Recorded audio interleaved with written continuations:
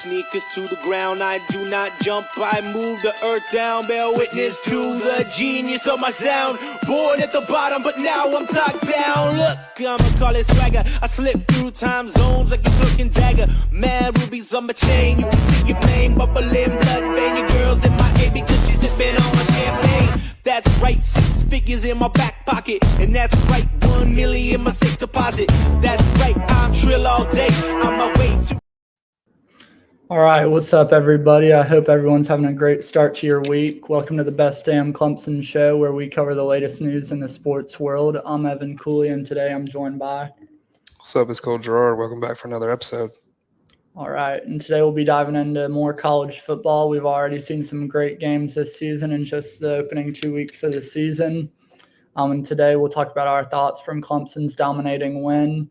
We'll look ahead to the games this weekend and our favorite games that we'll be watching with Clemson having a bye week. And then we'll look ahead to Clemson's next game against NC State, which was just announced as a noon kickoff yesterday.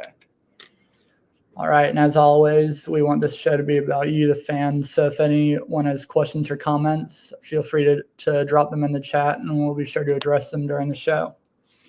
All right, Cole, so let's get into it. Clemson gets in the win column, their first win of the season, in their second game of the season. What are your initial thoughts after the game? Beautiful. I mean, that's what we've been talking about all offseason of what we wanted to see.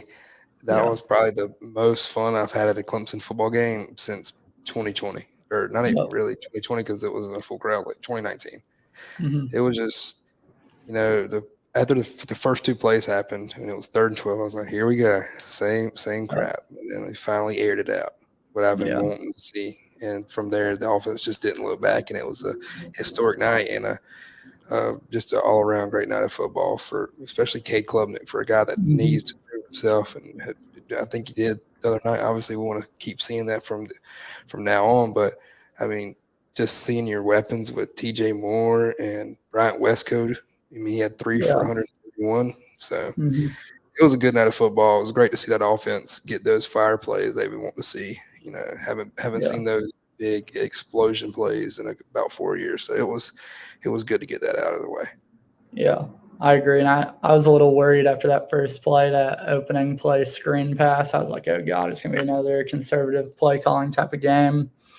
But when they decided to air it out on that 3rd down pass and hit Wesco down the field for, I think it was a 78-yard touchdown, I mean, the crowd went crazy. And I think everyone's been wanting to see more in Wesco get involved early this season. And they got on the field against Georgia, but didn't. I mean, there wasn't much going on there. But just utilizing those two young guys right away early in the game, both came away with a touchdown in their first home game of their careers. I just think the deep threat ability with this team is incredible. And when you have guys like that can make those plays, I mean, there were 13 guys that came away with a catch in that game. I mean, the talent on this team is some of the best talent that I think they've had since their national championship run. So. I mean, this is the most weapons I think we've had at the wide receiver core and since the last national championship team with T. Higgins and Justin Ross and Amari Rodgers and guys like that. I mean, the last couple of years, it's you've been trying to just find guys who can catch the ball. But now, I mean, this is our, I literally said the other night when I saw somebody's post and said the last Tiger to score a touchdown on his first ever catch in Death Valley was Sammy Watkins. And I was like, Bryant Westcott might be that guy. I mean, just his burst of speed. On TJ Moore's touchdown on that little slant route, I mean, if you just saw his burst of speed to get upfield, it was just like, holy crap. Yeah. So it's just, I think this is the year that we finally have all the weapons that we're looking for. You just got to put the pieces together, and I think they did Saturday. Yeah, and I agree. And Cade Klubnik had one of the best game or one-half performances of all time in college football. He went 24 for 26. 5 passing touchdowns, 2 rushing touchdowns, over 340 yards passing in just one half. I mean, you can't ask for any more than that. And obviously they pulled him and a lot of the other starters after the first half due to the lead that they had going into the break. But, I mean, I was about to say that's the type of game that people have been wanting to see from Cade, but that's more than the type of game people have been wanting to see. I mean, no one can ask for that going No, into a I game. mean that doesn't happen every day. I mean, Yeah. just imagine if he played the whole game. I kind of wish he Yeah. would have, but I mean, obviously Dabo has a lot of respect for his opponents, and Mhm. obviously App State and the history that we've had playing them. But I mean, if he played a complete game, there's no telling how many yards he would have had, touchdowns. I at least Yeah. wanted him. I thought that at least would have played him on the first drive of the second Mhm. half, but they didn't. So, but I mean, obviously, people aren't gonna. Nobody expected Cade to go out there and do that. Obviously, we expected him to have a good game and the offense to have a Mhm. good game, different play call, and get the freshmen involved. But nobody's doing what he did, and I think it's Yeah. bull crap that he got co quarterback of the week or something with the ACC. I mean, obviously, Mhm. he's beat Georgia Tech, but those numbers don't compare at all. Yeah. I mean, Cade had Yeah. more points in the first quarter than Schroeder guy had full game. Mhm. And a lot of people are going to overlook it because it was against App State, but App State's a really good football team. Obviously, they're not a Power Four conference team, but they win a lot of games. They've pulled off a lot of upsets in recent years, and there's no Power Four team that goes into a game against them overlooking them because of what they've done in their history as a football program. Even in their time as an FCS program before they shifted over to the FBS and joined the Sun Belt. I mean, they beat Michigan when they were still in the FCS. And then in the FBS, they beat Texas A&M on the road when Texas A&M was number 6 in the country. So, I mean, App State's a very good football team, and last year they averaged over 480 yards of offense each game. And our defense did really well against them. Looking over at the defensive side now, I think the key for them the rest of the way is consistency. They've showed flashes of being a really great defense against Georgia and App State. That first half against Georgia, only allowing 6 points, and then App State, they forced 5 punts in the first quarter. But I will say the second quarter, and Dabo talked about it in his press conference too. I mean, the defense did struggle a little bit in the second quarter. They gave up a touchdown and 2 field goals. I mean, App State was going to score, though. Like I said, they have a very good offense, but 13 points in one quarter is not ideal against a team that doesn't have the best offense out of the teams that you're going to play this season. So. Everybody was like, "Oh, it's App State. You're beating up on App State." App State, like you just mentioned, App State's not a team to mess around with. Like, obviously, yeah, they're a group of 5, but I mean, they always put up a good fight with North Carolina. I don't think they came away with North Carolina yet, but I mean, they beat South Carolina, I think, in 2019. Like I said, they beat Michigan, they beat Texas A&M on the road with Chase Bryce. I mean, they're always putting up points against these good Power 5 ranked teams, and I was expecting them to come in there. I mean, I was not expecting that burst of offense from Clemson. I was like, all right, we're gonna put some points up. It's gonna be like 35-17 final, something like that. And people were like, nah, man, we're not gonna score much, man. It's gonna be 19-10. And then I was just like, we're either gonna put up 34 or we're gonna put up 60. Yeah. I mean, it was fun. It was just fun to watch because, like, obviously the last couple of years, you're just like, here we go, let's go 3 and out right here. Let's throw a screen pass on 3rd and 20, 3rd and 15. But I mean, we were just moving the ball, and I love throwing the ball in the middle of the field. I mean, those little whip around 10-yard comebacks with Jake Brenningscore is beautiful every time. It was just good to see the offense, expand the playbook and get the ball all over the field because, I mean, Cade was throwing dots. I mean, I think there was, other than that flea flicker, he should have thrown it way before. I mean, he waited so late, but I mean, even next play, he threw in that double coverage little come in the middle of the field. Antonio Williams scored. It was just good to see the ball all over the field. Yeah. Yeah. And the ball got into a lot of different guys' hands. And I want to give a shout out to the O-line for their performance because they definitely helped Cade back there. And they opened up the run game a lot for Phil Maffa, who finished with 10 rushes for 118 yards and had an 83-yard touchdown, which all credit to the offensive line and tight ends on that play. It was a run down the middle. I think it was the longest touchdown since ETN. Yeah, it was. I don't even think, I could be wrong, but I don't even think Phil Maffa got touched on that run because of the whole that O-line. And he got the block by Bringstool and Osape Henry were beautiful. I think he got a little tied up coming, past the O-line, but from there it was green grass. Yeah. And like you said, the O-line, this Matt Luke O-line, it's just the jump they've had from last season from the South Carolina game until now is just insane. And, it starts, let's say like the center, Ryan Lithicum, who hasn't played a bunch in the last 4 years he's been here and who's now starting. He held his ground Saturday, and he didn't have any bad snaps, and just, they all put up great blocks. And it's good to see a quarterback have time in the pocket. Like last Saturday, the O-line played good, I thought, versus Georgia, but I still think Cade had a lot of happy feet and was loud back there and just freaking out. But Saturday he was just calm, his feet were quiet, and he just played ball. Yeah. And shout out also to Sammy Brown, true freshman linebacker who led the defense in tackles in his first game seeing legitimate action. So good for him. Who was going to play a lot more now since Cody McLeod's out for the season. Yeah. That is another downside. Clemson did come away with some injuries in that win. And obviously, that injury to McLeod is serious, and we wish him a speedy recovery. And they had a few other injuries also, and we're still waiting to hear back on a few more of those guys. But hopefully they'll be back soon. And Dabo also mentioned in his press conference that this is a good time for a bye week. This is the first season that every team in the country has 2 bye weeks.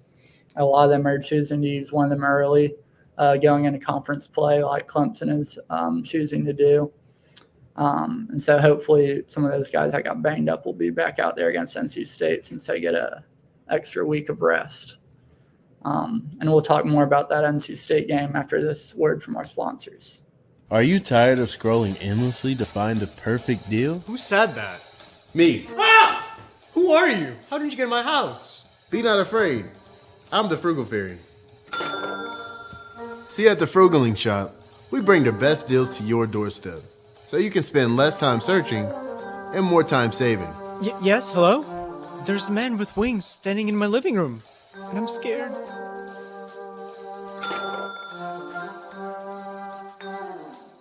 Home isn't just a place, it's a feeling. That's what Harbor Oasis became for me, a slice of home in Anderson, South Carolina. I stumbled upon this heartwarming marketplace. Roaming through aisles of handcrafted treasures and local art, I felt each piece whispering stories of passion and dedication. It's a place where warmth meets creativity. Join me in experiencing this magical oasis. Explore the beauty, attend soul-enriching workshops, and support local artisans. See for yourself how Harbor Oasis can become a part of your story too. Experience the joy today at Harbor Oasis, located at 5013 SC 24 in Anderson.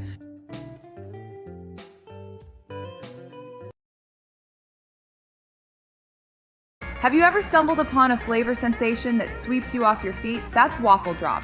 Nestled in the heart of Greenville, we've spun up the traditional bubble waffle, a thrilling mix of pancake and waffle into an art form. From the whimsical Lil Blue Panda to the decadent Ferrero Rocher ice cream, every bite is an adventure. Imagine savoring a bubble waffle wrapped around your favorite ice cream. Now stop imagining. Visit us at Hampton Station or our new location at 500 Congaree Road in Greenville, which is open during the week to embark on your own delightful journey. Buy now and feel the happiness we blend into every serving. Experience the joy today at Waffle Drop.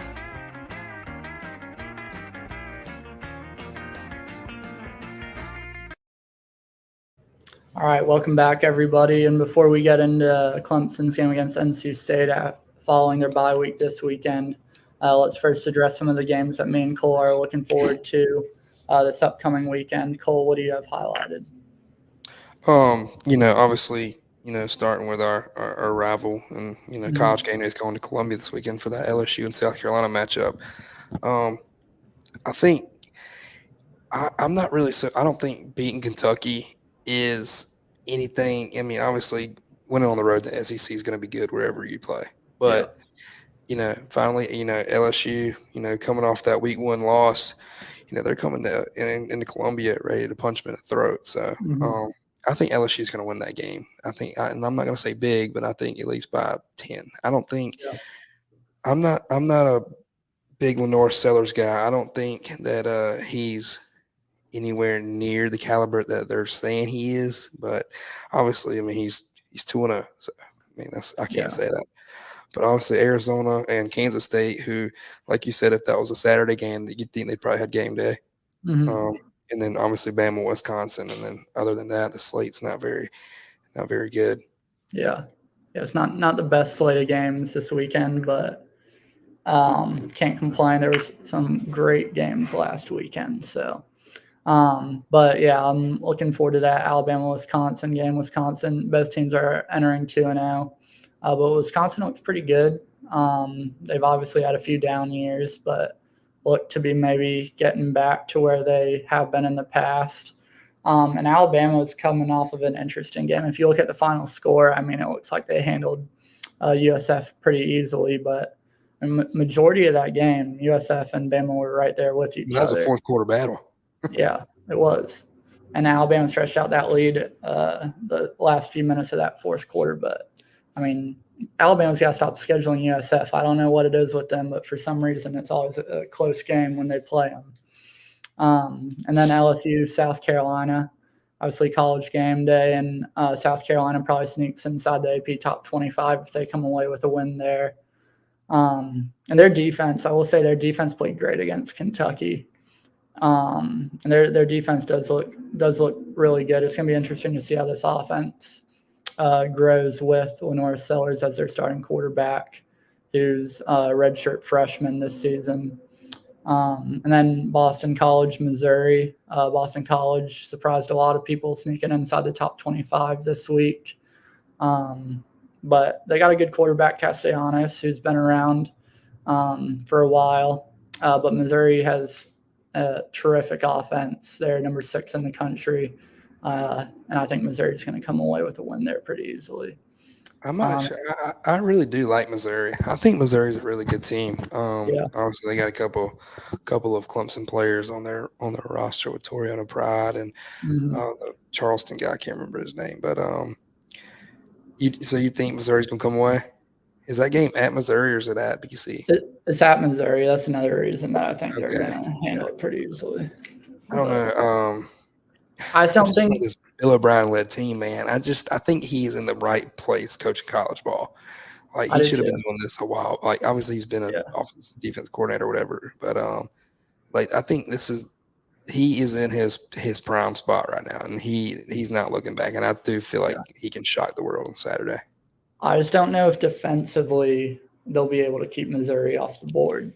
Right. I think they'll be able to score. I could see it being a pretty high scoring game, but I don't know. I feel like Missouri has too much firepower on that offense. Obviously, they have Luther Burden III, who's either the top receiver in the country or the second best receiver in the country. BC's just going to have to score. They're just going to have to score. Keep scoring. Yeah. And that Arizona-Kansas State game is going to be another offensive battle. That's going to be a really fun game to watch Friday night. I feel like Arizona might blow them out. I really do. Arizona had a close one against Northern Arizona, though. So did Kansas State and Tulsa. Was it or Tulane? Tulane, not Tulsa. Yeah. Tulane, but Tulane's always going to give somebody a scare. But yeah. And then I also had Texas A&M Florida on there, just because I'm excited to see DJ Lagway play his second game.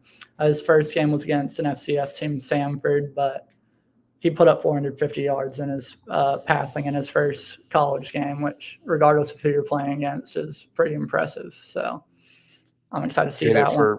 Hate it for Graham Mertz, but I just knew it wasn't going to last long with him. You don't keep a 5-star like that on the bench.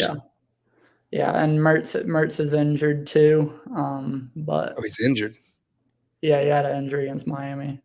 Yeah. But I thought he got benched, is why Lagway started. I think it might be a combination of both, but I do know that Mertz is battling an injury. But yeah, And who knows, there might be some better games that we're not looking at right now. I mean, last weekend, a bunch of games turned out to be really close games that going into you wouldn't have thought. Obviously, you had NIU beating Notre Dame. Who's now ranked 25th? Yeah. Yeah. Their first top 10 win in program history, so good for them. And I don't know if you got a chance to see their coach get interviewed after the game, but that was a pretty cool interview with him down on the field. Did you get to see that? No? I didn't, but I mean, I saw like bits and pieces on Twitter. I mean, was it very emotional?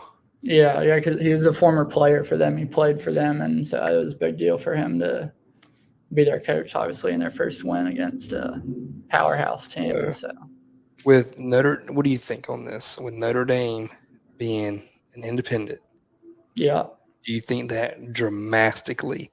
Obviously, it's going to hurt them, but does that dramatically lessen their playoff chances? I think it hurts them really bad that they don't have a conference championship game to play in. I mean, because now, you can't. They're not obviously they can't be a top 4 seed. So now, that's a huge loss too early in the season.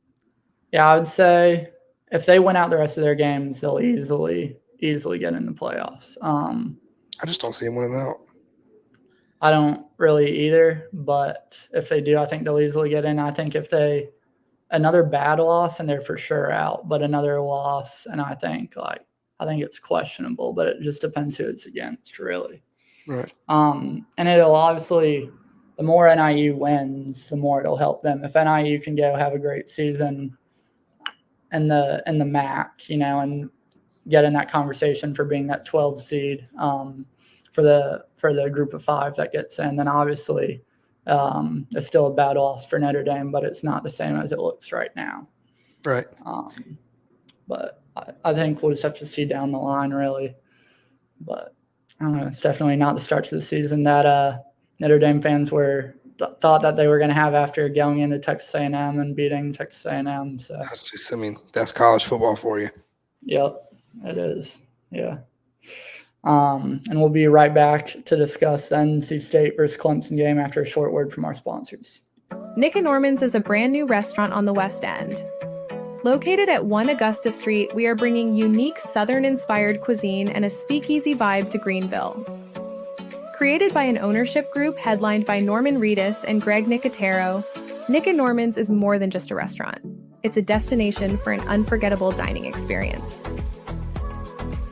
Our hours are Sunday through Thursday, 11 a.m. to 10 p.m., and Friday and Saturday, 11 a.m. to 11 p.m. Our phone number is 864-236-5446. We also have a private dining room, so call for booking. Be sure to follow us on social media, on Instagram and on Facebook.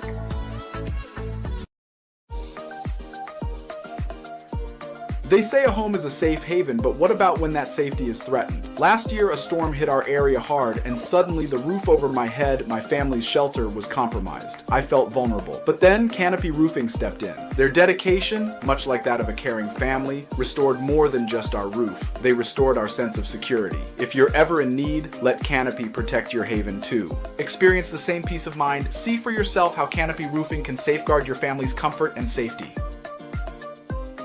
Have you ever bitten into a pizza and just known your taste buds were experiencing something totally unique? That was me at Crust and Craft in Greenville. Nestled right at 123 South Main Street, this isn't your average pizza joint. Their claim of "we do pizza differently" couldn't be truer. With creations like the Low Country Seafood Boil Pizza and exquisite $10 lunch specials, they're crafting flavors that defy the norm. Plus, the vibe? Unbeatable, especially with their new cocktail menu to sip on the patio. Head over to Crust and Craft Greenville, taste the difference for yourself, and seriously, do not miss out on their happy hour. Grab your slice of heaven today. Ever find yourself needing custom gear that really stands out? At Carolina Printing Sports and Trophy in Hartsville, SC, we personalize everything from t-shirts to trophies, making sure your brand or team logo pops. Whether it's screen printing, embroidery, or dazzling plaques, we've got you covered. Swing by today and let's create something unique just for you. All right, welcome back, everybody. And for the last few minutes of the show today, we'll get into the Clemson-NC State game that'll kick off noon on September 21st, following Clemson's bye week this upcoming weekend. Cole, we're a couple weeks out, but what are your initial thoughts before that game kicks off? I mean, obviously, we lost to NC State last year, of course. Haven't beat them at their place since I think 2019. Back-to-back road losses there. I mean, Grayson McCall's at quarterback. I mean, I had a lot of hype for Grayson McCall. I think as you did too. We were talking about the ACC media kickoff. Coming from Coastal Carolina, he's never played Clemson. This is going to be his first time in the Valley. I personally think it's going to be a brutal day for him and his offense. Yeah. I think it's just going to be a brutal day, and I want to see the same offensive fire that we saw versus App State. I'm gonna be sick to my stomach if we come out and be conservative with the play call. Yeah. Like, I mean, just go. I mean, you just gotta do the same game plan. You just gotta fire off. I mean, I'm literally gonna be sick if we do some stupid crap. Yeah. No, I agree. Me personally, I think it's gonna be a rough day for Grayson McCall back there. Yeah, and I mean, if you look at this NC State team, their defense has struggled big time through their first two games of the season.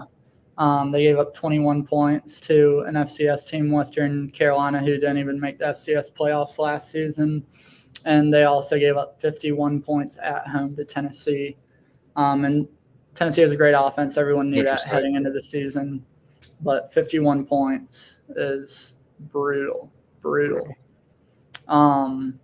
And so if Clemson comes into the game, obviously they're not going to put up 35 points in the first quarter.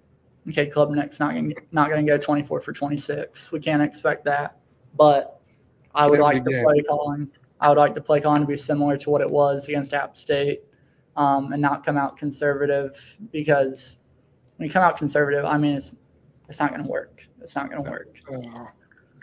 Use your weapons. I mean, obviously, I do think, and I'm not going to say this is true, but I wouldn't be surprised if the first two play calls of the game were, we're going to run the same game plan as Georgia.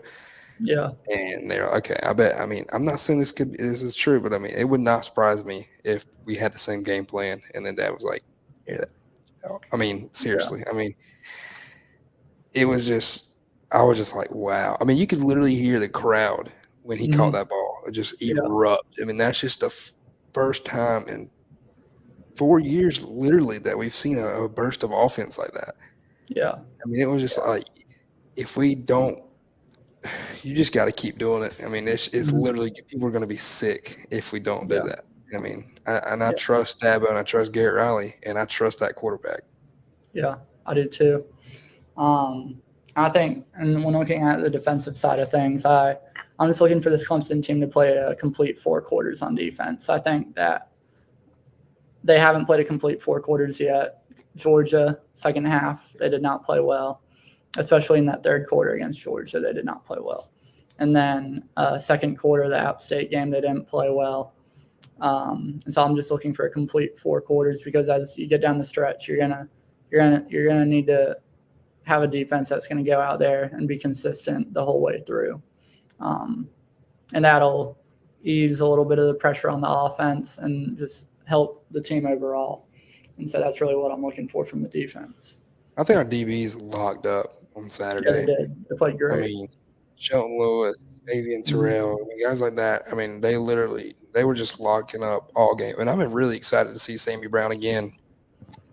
Obviously, with Kobe McLeod getting hurt, so obviously, like I said earlier, he's going to get a lot more snaps, and I think that's just going to work. I mean, obviously, he's going to be playing in a ACC matchup, a big home game for Clemson to keep their resume going, keep their offense going. So I think, and I really wish it was an 8:00 game, but obviously, take what you can get.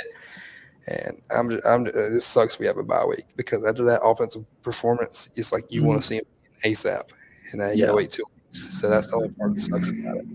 Yeah.